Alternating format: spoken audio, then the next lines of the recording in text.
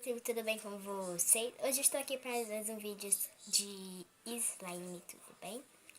Hoje, gente, eu vou ensinar vocês a fazer um slime com apenas com 2 ingredientes, sabe? Isso aqui é mais ou menos um ingrediente, né?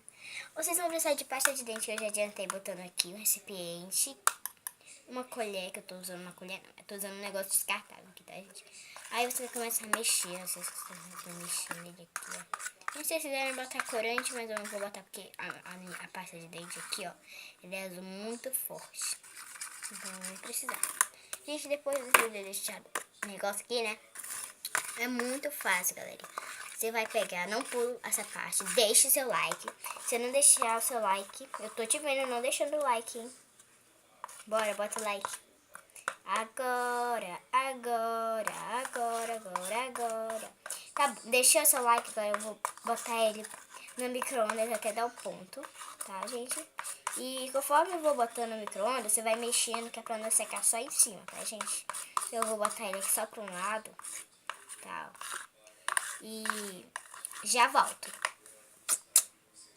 Gente, teve um pequeno atraso. Gente, eu botei no micro-ondas. Gente, lembrando que isso foi um teste, slime teste, tá, gente?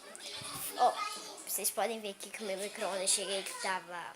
Até que tinha que tá sendo fumaça dele, mas o slime ficou duro. Dá certo. Só que eu deixei mais 15 minutos, mas queimou. Eu joguei fora.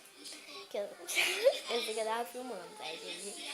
Então, por favor, deixe seu like no canal, tá? Dá certo.